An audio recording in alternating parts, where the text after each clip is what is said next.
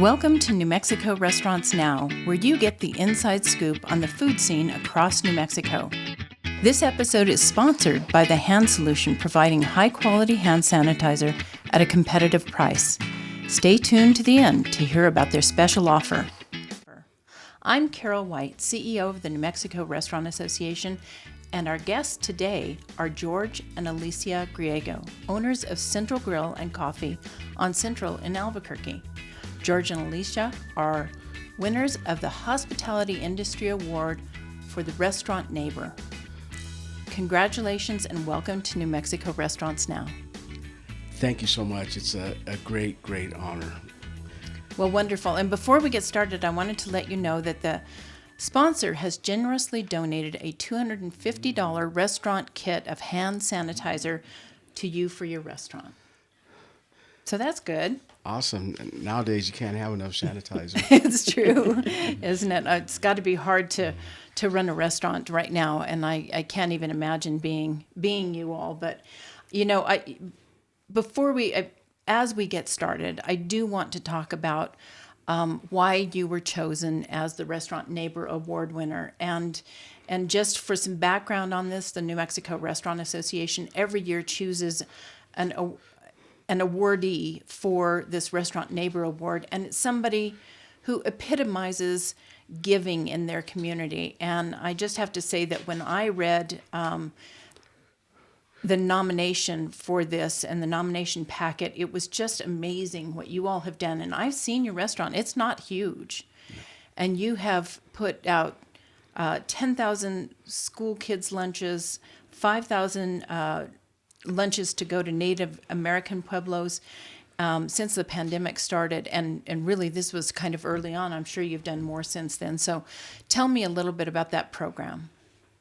Well, when COVID started, and you know the word, everybody was kind of up in the air what to do, and we got contacted by actually Cisco Foods.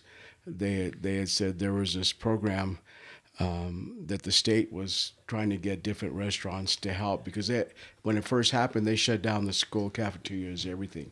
They sent everybody home. So consequently, they needed to find sources to send lunches and breakfasts out to all these schools up north. And so they approached us, asked if we wanted to get involved. We were so slow at the restaurant, we figured, why not? Let's do it. And me and my wife have always had a purpose and a heart to help people. You know, we've always done that since even before we opened the restaurant. And so we got involved in it, and then we hooked up with a group called Steel Bridge. They're a local group here, and Legacy Church, and everybody. Once the word got out, people just kept coming to participate and to help us do that. And we were actually, there's a building right next to the restaurant. It's the Old Town Convention Center. And we used their facility. They were very kind to let us use it. It was the owners of Casa de Sueños Bread and Breakfast. And it just turned into basically a factory where all these people were coming in, fire department, city workers, school people, the National Guard came, and we just started putting together these different breakfasts and lunches, and then we packed them and we palletized them, and it was incredible how quickly we were doing this. And I think once the state figured out that we were capable of doing high volume, they gave us more responsibilities, started asking us to do more and more. And so we load up all these pallets, and they tell us this is going to up north to Santa Fe, this is going to Estancia, this is Espanola, everywhere. They were sending to all these schools. And then the state would send the National Guard, and they'd come in these big flatbeds, and we'd load up all these pallets full of food, and we'd cryovac them and send them off. And then later that day, they would call and say, hey, we need another 3,000 for this school, you know. So we just kept going. We did it for a while, and it just I was surprised when people see a need and people feel like they can participate and they can help people.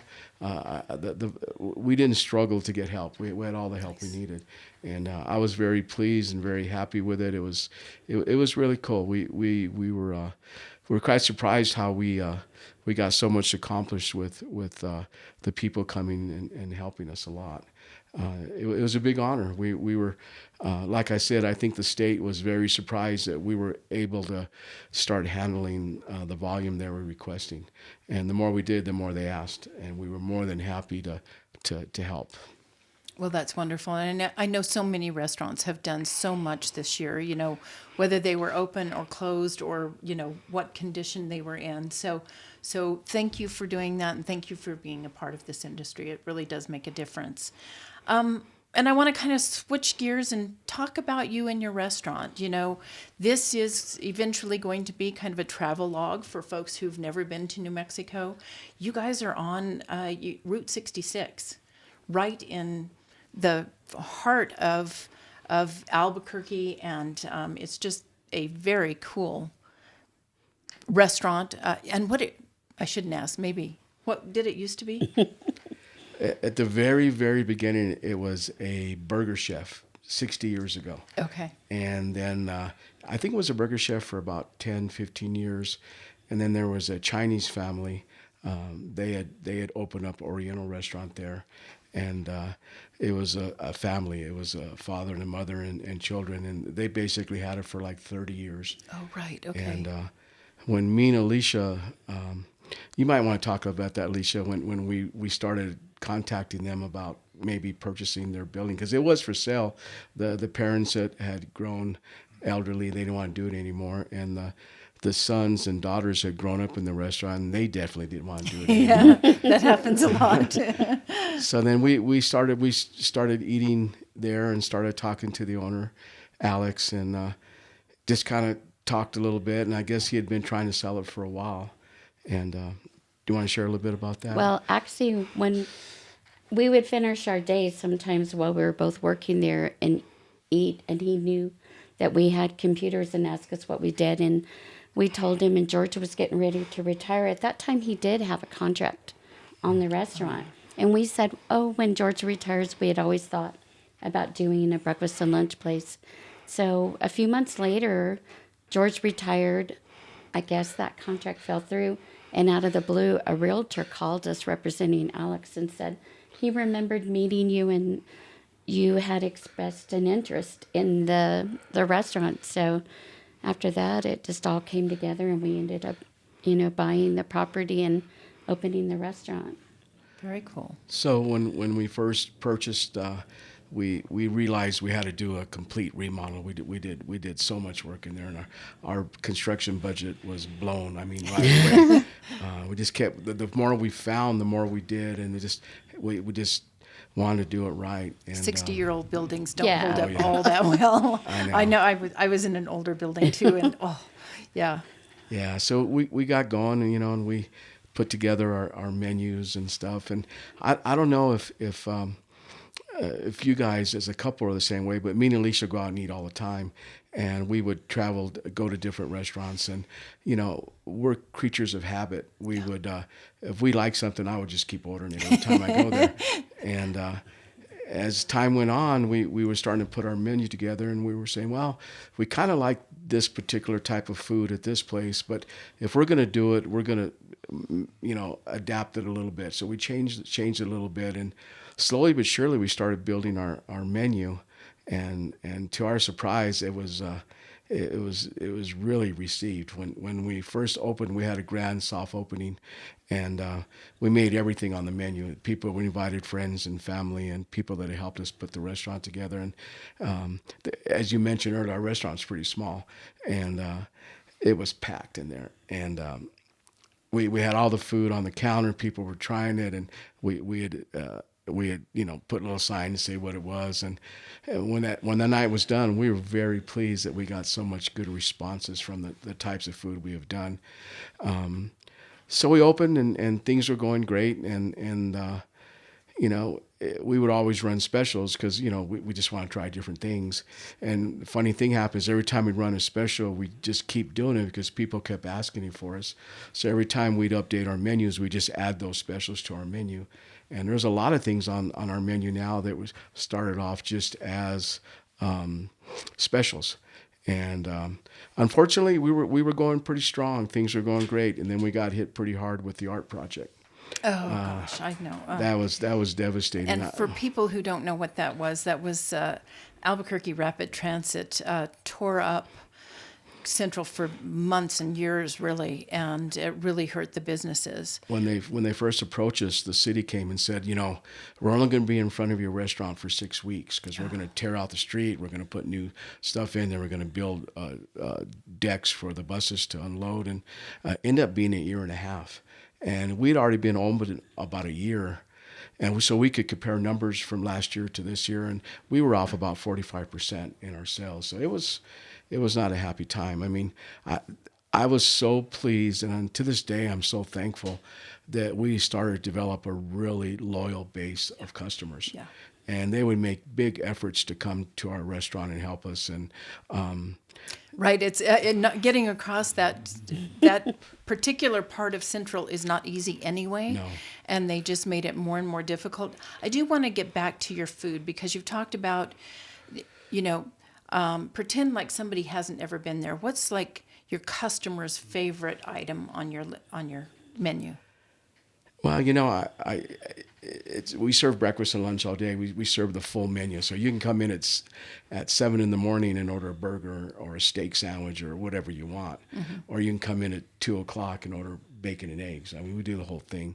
When you mentioned earlier that Route 66, when we were designing our sign, just did it without really realizing what we were doing, as we put Route 66 on our sign.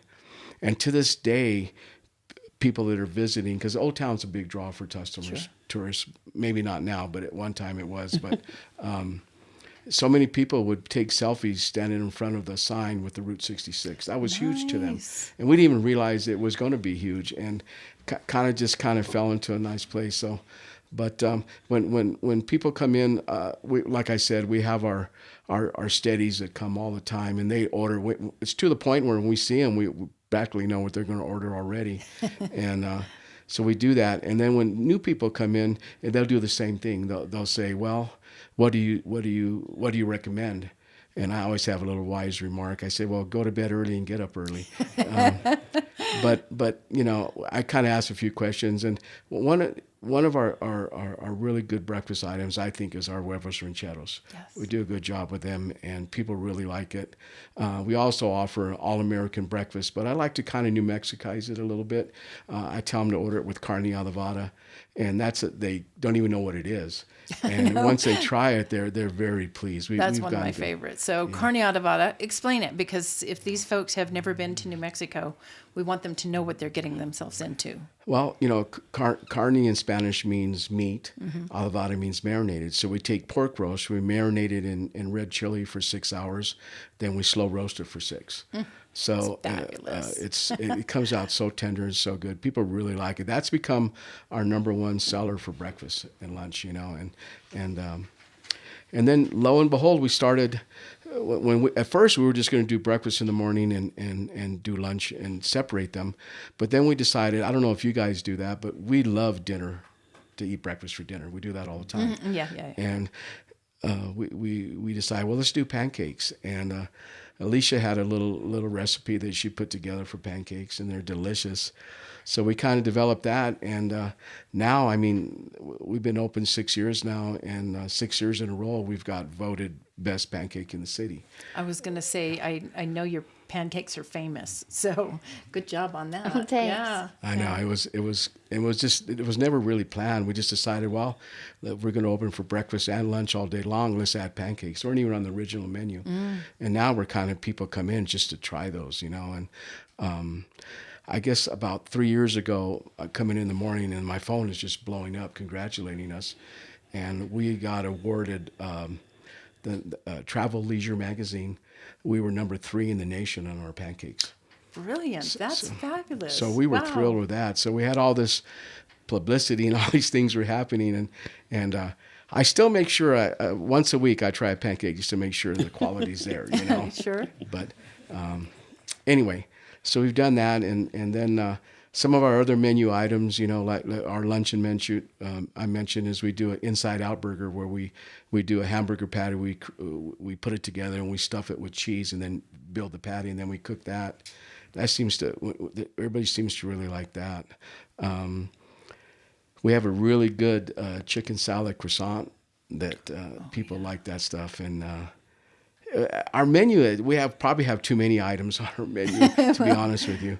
And we always talk about maybe cutting some of it back, but they move. Everybody likes to try them all the time. No, that's the problem. Once you put it on, and like you say, in your specials, you put them on special, then you put them on your menu, and then you can't ever take them off because there's always those two people that's what they come in for.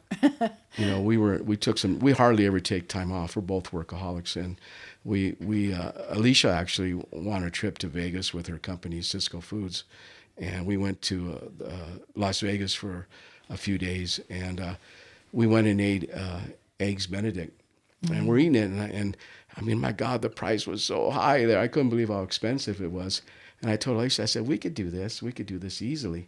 So we came back and we put eggs Benedict on our menu. And now we sell so many orders of that. People really like that. We put it on special, and Right, it's and still then- on special. Oh, really? Yeah. Can't take it off. Yeah. Yeah. Yeah. So Well, I'm sitting here very hungry just thinking about all of this. Talk to me a little bit about how you create success for your staff. I know that you've got a lot of folks who have been with you for a while, and unfortunately, as we are doing this podcast, New Mexico just shut down because of COVID once again. It's November of 2020, and boy, this year just can't get over with soon enough, if you ask me. But talk to me about your employees. Well, but before I talk about my employees, I just want to mention this whole shutdown thing. I think it's so unfair to the restaurants, especially the mom and pops, or all of them really, that for some reason they seem to be singled out as a high spreader. And I can't understand that at all because, I mean, whatever the governor and all them have their issues for what they're doing or what they're trying to do or what they're trying to accomplish. If there would just be some consistency to what's up, if they treat everybody the same, then you really can't feel like, well, why are they coming after us? So anyway. Trust me. I agree. I know. But go ahead. Yeah. Well, today's our second day, and we had very minimal sales. Yeah. And I feel bad for my wait staff because, we pay them a good salary. We pay above minimum wages for them. Plus they make their tips. Well, yesterday and today was nothing to get excited about. Sure. I think as time goes on, I think Alicia was saying today that maybe people are just pulled back a little bit and kind of figure out what's going on. As time goes on, we'll get going on there. I think there's some fear out there spread by, the... So we've been really blessed with our employees. A lot of them we've had since the day we opened, and we really, really care about them. They're very important. They want to be a part of our family, and we make sure that we've always believed that if you treat them right, they'll act right, and they'll realize that. Very seldom do we lose somebody, Now, every restaurant goes through people. I mean, that's just part of the game. Well, I'm sure there's some students working for you that That's end up normally graduating. what happens. Yeah.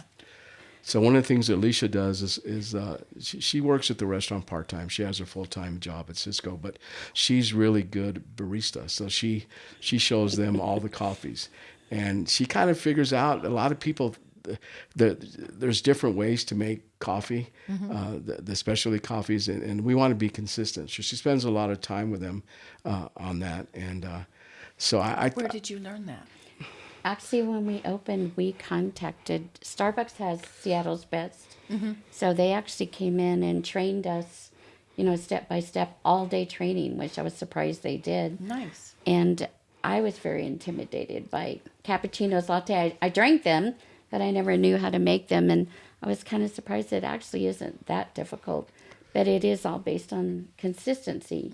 Make it the same every time, because that's one of the things I like. I want my coffee the way I want it every day. Well, and that's really important in restaurants too. I used to tell my employees, they'd come to work for me and they'd say, McDonald's is consistent across the country. That's what makes you go to them, because you know what you're going to get, whether it's great or not. It's consistent, and so let's be consistent, right?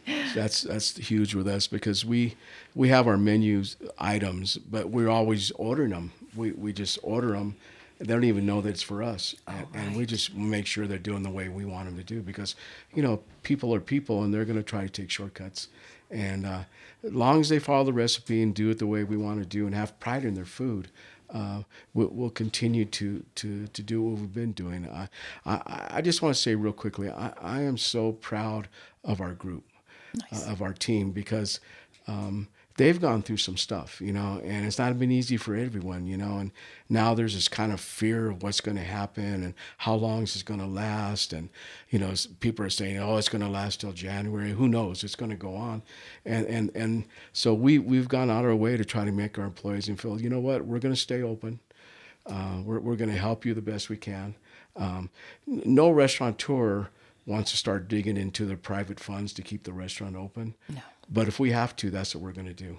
We made a commitment to our employees. We're going to keep them working, for they know that they're going to get through this, And anyway, they're a great group of people. We love them.